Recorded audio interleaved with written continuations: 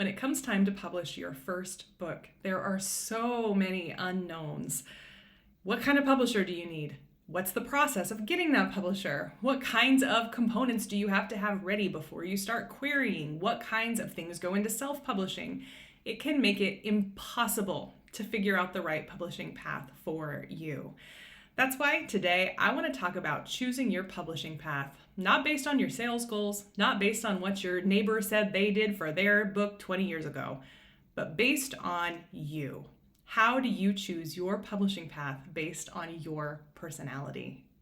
I'm Dr. Amanda Nell Edgar, the managing editor and CEO of Page and Podium Press, and I'm so excited to share with you my number one tips for choosing the publishing path that is right for you.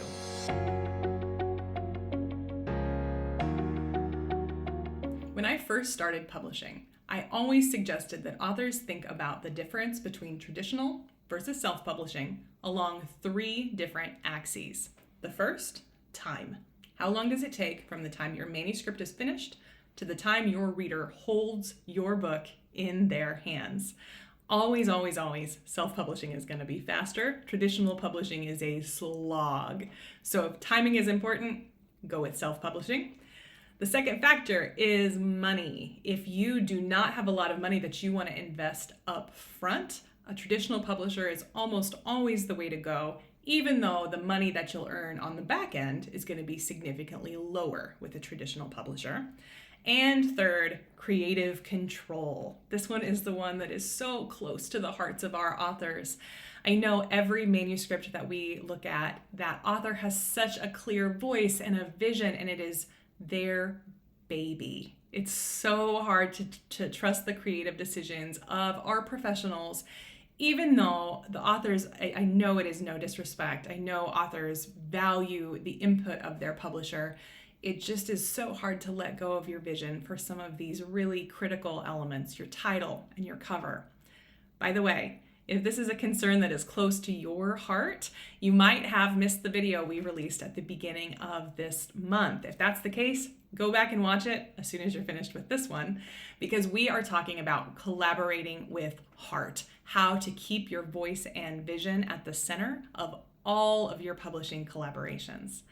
But for now, I want to talk about how you can center your voice and vision as early as your publishing decision. So this is kind of difficult to wrap your head around because everyone is unique. What we've done on our team is we've put together what we call the book style quiz. What this is a quiz that's going to put you into one of 5 book styles. And based on your book style, I can give you much clearer advice on how you should go about publishing. In fact, if you take the quiz, you'll get all that information in your email. If you haven't taken it, might be a good time to pause this video, hop down to the show notes or the YouTube notes, click on that link, take the quiz. It's going to take you maybe 90 seconds. That way you're going to know as you listen which book style fits you. That's going to be the way you're going to determine how you want to publish. All right, if you've got your results in hand, let's move forward and think about how you should publish based on your individual personality and style. So the first thing I want to talk about is the result that you got. You're going to be placed into one of 5 categories. You're going to hear me talking about these. And if you've been following me for any amount of time, you have no doubt already heard me use some of these terms. These are the author types that come to us over and over and over again, and they are the types that we feel very confident that we can direct in the best decision-making processes. So I want to give a couple of examples to show you why these author types are so useful. So let's start with the author type that we call the mentor. Now, the mentor is usually someone who is wanting to help other people in their career or their industry or their area of expertise. The mentor is usually someone that has been around the block in terms of their career and their work life, and they really want to help other upcoming professionals avoid the kinds of pitfalls that they ran into. This can be all types of books, as you might guess. It could be anything from a memoir to a how-to business book. But in all cases, what the mentor is interested in is helping young up-and-coming professionals in their same field. Now, When we think about the purpose of the mentor's book, that becomes very clear when we know they're a mentor, right? We know that what mentors want is to reach others in their profession. Now, the side effect of that is that mentors are often aiming to bring new clients into their consulting business. It's a natural flow, right? If you hit the people in your industry, you are going to get their attention, you're going to build your credibility, you're going to establish trust, and you are going to more easily bring people to you without lifting a single marketing finger. But let's say you're not the mentor, let's say you're the whistleblower. The whistleblower is one of my favorites, by the way.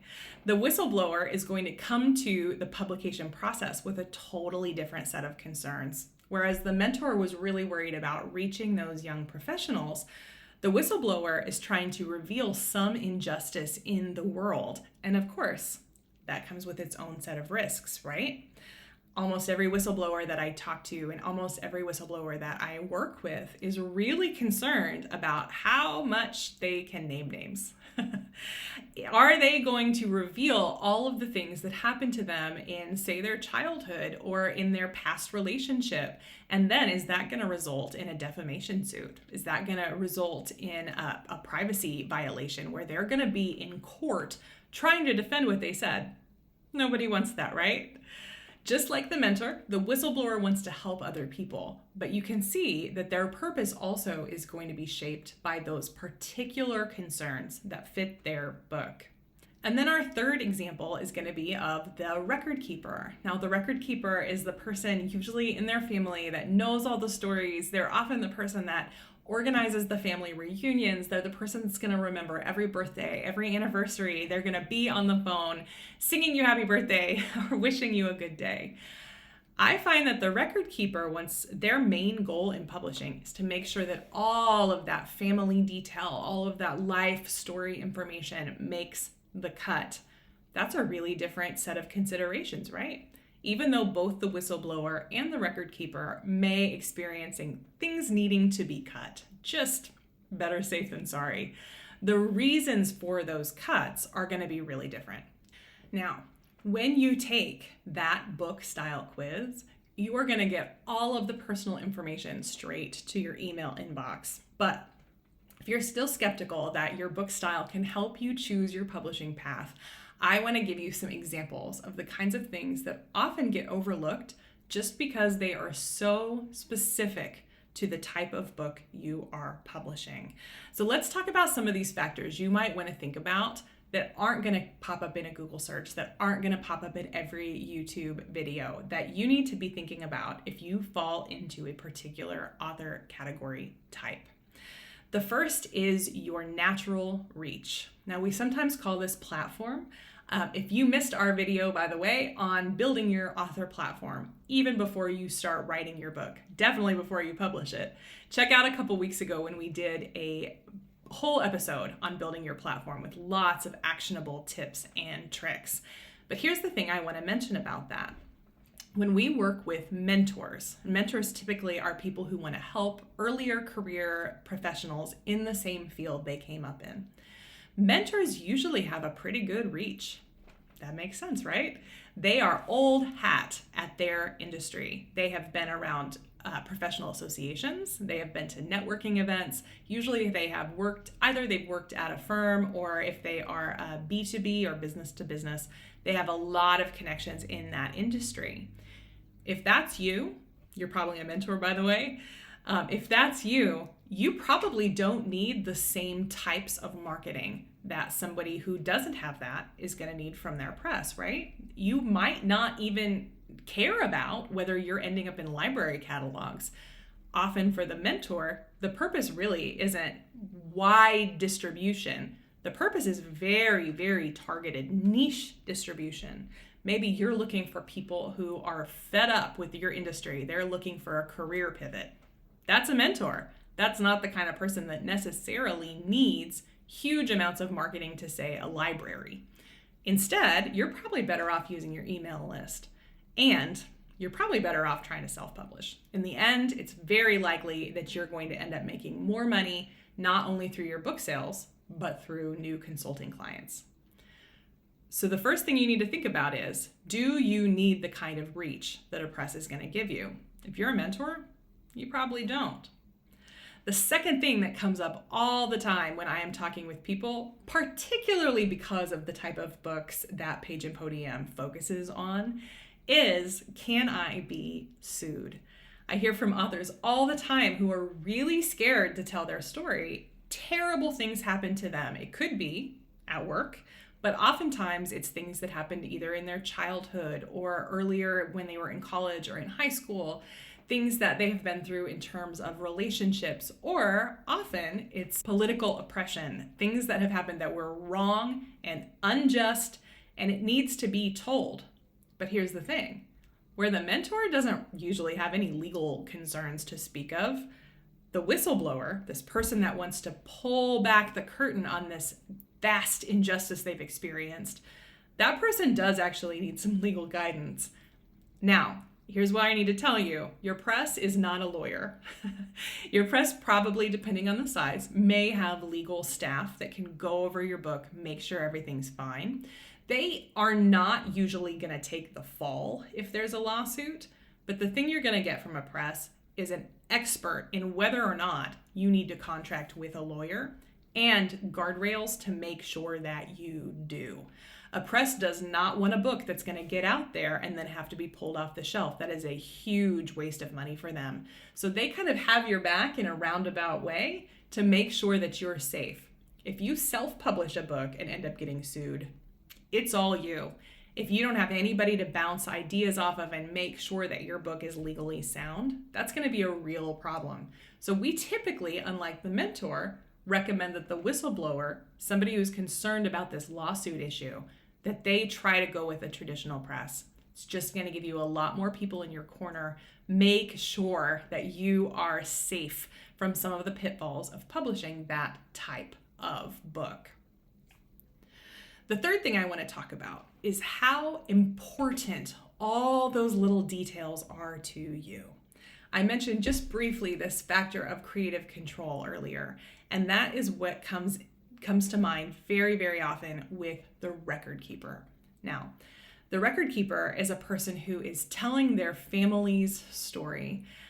It's the sort of the opposite of the whistleblower, because where the whistleblower is pulling back the curtain on all of these terrible things that they've experienced, all of the world's injustices, the record keeper is pulling back the curtain on usually something that is much sweeter, or maybe even bittersweet. They're talking about how their family came to be who they are at this time. They are gathering the stories of many different people in their family. Maybe they're talking to all the cousins or their brothers or sisters. They're having their parents interviewed to put their stories into this book. Now, just from the description, and usually I find record keepers know that, it's not usually the best candidate for traditional publishing. Now, it can be. If you think of Glass Castle, that book sold so well, and that is absolutely looking back at her childhood, looking back at all the things the family experienced, and really finding a way to shine light on the things that they went through, to give hope to future generations, people that are going through the same things that she experienced in her life. But most of our life stories are not so exciting and dramatic as that. Right? Most of our life stories are much, much more contained. They're usually a little more subdued, a little more nuanced.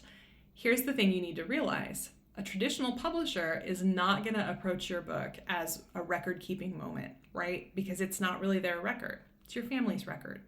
A traditional publisher is really going to want to see that there is a story arc, that there is a climax, that there is growing tension throughout your book.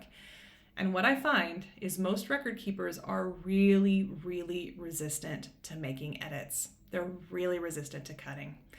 And if you want a traditional book deal, you will need to revise. That's just how it is. It doesn't matter how good your manuscript is when it goes out to the publisher. I promise you, they're going to want to see at least a couple of tweaks, sometimes major revisions. Record keepers are often going to feel really, really personally offended by that. The record keeper is telling their family stories, and it's so important to them that they get them out there the way they are told. So those are just a few examples. When you take our quiz, you're going to get 1 of 5 results. You might be the mentor, the whistleblower, or the record keeper, or you might be another type of author once you take that quiz. You're going to get this all in your inbox. But the thing that I want to bring this around to is that when you are making your decision, fear should not be what guides you. I want to say that again because it's really important. When you are choosing a publishing path, do not let fear call the shots. Let me tell you what I mean by this. What I so often hear authors ask is this book good enough for a traditional book deal? That's the wrong question, friends. When you are asking if a book is good enough, you are essentially forgetting about all the nuance, all of the detail, all of the audience targeting, all of the things that go into actually selling books. Because it is important that you have a good book. You do need to have a quality book before you query an agent or an editor. But in the end, it's not the quality that sells your book. It's things like whether you've got a platform. It's things like whether your message is very clear. It's things like whether the story is shaped and structured the way it should be. It is not about good enough. It is about whether you have the right factors in the right place. Almost any story could be good enough to be traditionally published. The real question is not whether we are afraid that we're good enough to be traditionally published. The real question is, will traditional publishing serve your book's purpose? If it won't, you should not traditionally publish. The other end of the spectrum, is self-publishing going to give you what you need to be successful, or do you need the leverage of a traditional press? These are not questions of good enough. They're questions of what your book needs to fulfill the goals and purposes that caused you to write this book in the first place. But here's the thing. Fear can get in your way no matter what. I know so many authors think once they've got that agent, once they've got that contract in their hands, everything is smooth sailing. And if you haven't watched our interview with Andrea Lynn, watch it because it will totally flip the script on all of that thinking. You can have an agent, you can have an editor, you can have a published book, and things can still go haywire.